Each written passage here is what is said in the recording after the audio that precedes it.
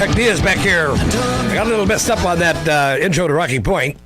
On the little thing before, I had faded it out, and I forgot that I faded it out. So when I did the Rocky Point thing, there was no audio. But we're back again, and we're ready to go. Okay, listen, I got a caller, but I'm going to hold on for just 1 second because I want to finish this one point about our forefathers not wanting the Washington, D.C. to be involved in our life. And yet, this is what our president thinks. Washington should be thinking about every single day is how do we make sure we've got an economy where if folks work hard, they can find a good job that pays a decent wage. They can send their kids to college. They got health care they can count on. They can retire even if they don't get rich, or even if they're not rich.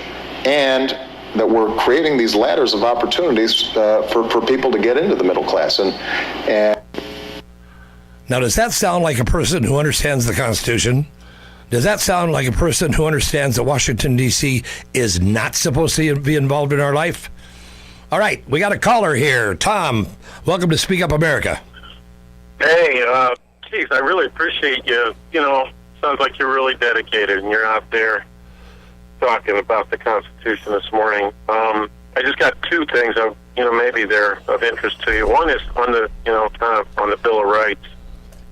And on the recent marriage thing, in the last 10 years, the Supreme Court had its case, Lawrence v. Texas in 2003, in which it, a couple of the justices who kind of totally flip-flopped and said that, homosexual sodomy is sacred, basically, because it's part of the Bill of Rights, really. That's what they said. And all right, let me stop you. I'm not. Of course, I totally disagree with that. Yeah, well, let me just say this, okay? Number one, there is nothing in the Constitution, in the body or the Bill of Rights of the Constitution, that mentions the word homosexual, that mentions the word marriage, that mentions the word sodomy, that mentions the word Christian, that mentions the word God. All right, so the Supreme Court has been unconstitutional when they make any decision about anything that's not mentioned in the Constitution. The Supreme Court is supposed to be there the Supreme Court is supposed to be there to enforce the Constitution. All right. So any decision that they made about any of those subjects is unconstitutional. The government getting involved, the central government. Now remember that the state government can do it because the people run the state, not the federal government. Okay? Is it still on? Well, okay, the state government can do it, but a lot of the marriage laws have been struck down by state judges, and they can't do it. No, actually, they've been struck down by. Actually, they've been struck down by federal judges. All right. No, and state judges. The okay, Supreme fine. Court of Iowa. All right, look, let's talk about the conceptual thing of the Constitution. Not in the things that you're talking about are things that are wrong with what's happening right now. If there is a state judge that happens to be leaning left, then he's going to make those kind of decisions. Those kind of people should be voted out. They should be eliminated from their ability to they just. When we vote for people... Charles, I don't disagree with you. I'm just saying that I think maybe, it's important to note how this last movement for marriage, quote, equality, is really the opposite of equality, because the marriage itself has been an equalizing force throughout the world. I agree with you. I agree with you 100%, but it's not talked about in the Constitution. All right, and you're probably going to get. Regardless of when you focus on just one word, that's why this. Unfortunately, the far. I hate to say, the right has a problem of focusing on just one word. It's clear. Everybody knows that the Supreme Court has to have some. Interpretation. No, they do not. Law. No, I disagree. John Marshall. Okay, all right. I disagree with that 100%. The Supreme Court is here to ensure that Congress does not violate the Constitution by trying to pass any laws that are unconstitutional. They're not here to interpret it. Sure, but, I can interpret it. The Constitution is supposed to be is a brief document. All right. And part of that charge, I agree with you completely. Okay, but Tom. Part of the charge. All right, Tom. Thank you for your call. All right, now what I'm trying to get everybody to understand, okay, is that these things that are happening right now are unconstitutional. The Supreme Court is unconstitutional when they say that that Obamacare is constitutional. Of course, they didn't say that. They struck it down as Obamacare, but as a tax. They passed it as a tax. And all of you out there are paying this tax. It is so unconstitutional, it's incredible. There is nothing, not one word in our Constitution that says that the federal government has the right to force us to buy anything.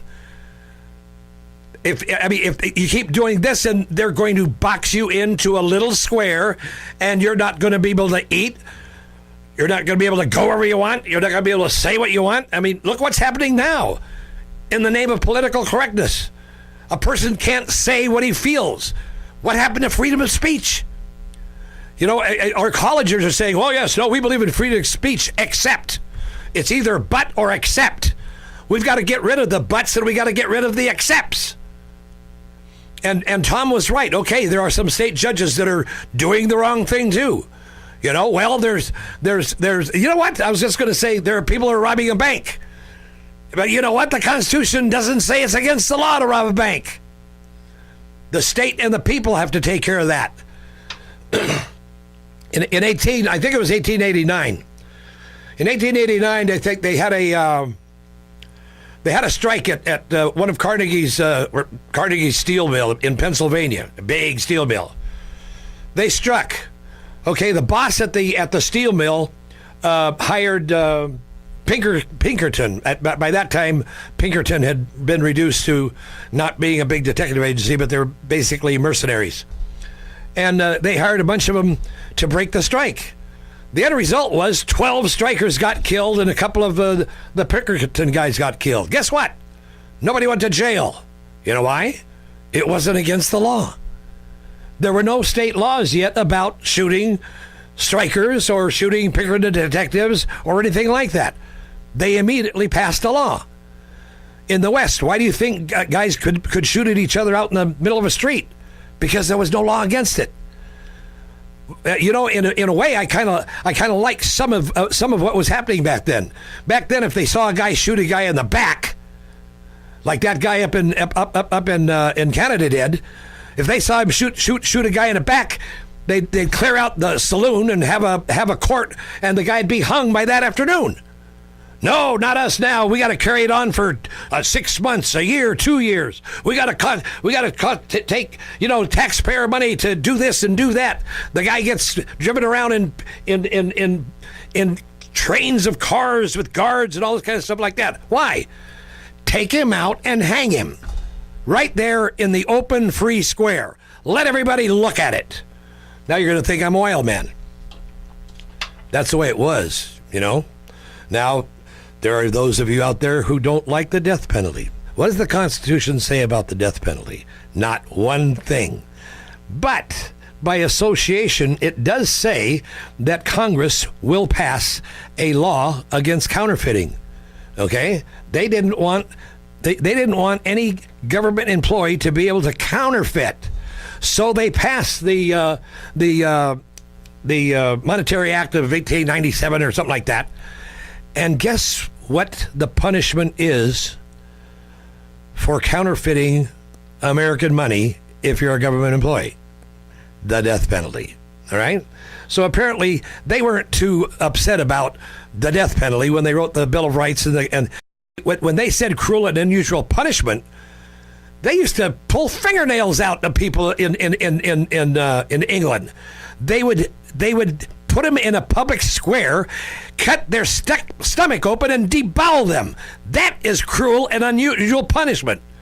They'd take head vices and pop their heads. That is cruel and unusual punishment.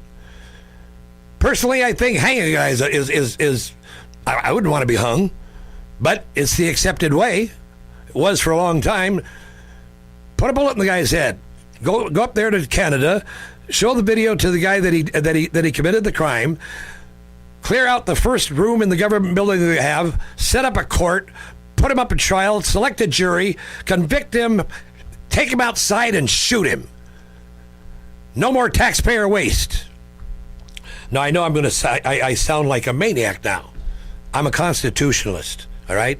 These judges who are making decisions against the Constitution, when a judge says he's going to strike down the Same-Sex Marriage Act in some state, he has no basis for doing that. The state decided that's what they wanted. The federal government has no input on that. If a state decides they want to smoke marijuana, federal government has no input on that. If the state decides they want to allow, I don't care what. If the state decides it, the people of that state decide it, the federal government cannot stop it. The federal government cannot enforce it. The federal government can't do a darn thing about it. The federal government needs to stay out of our lives. That's all we need. We need the federal government to do that. Okay? Easy.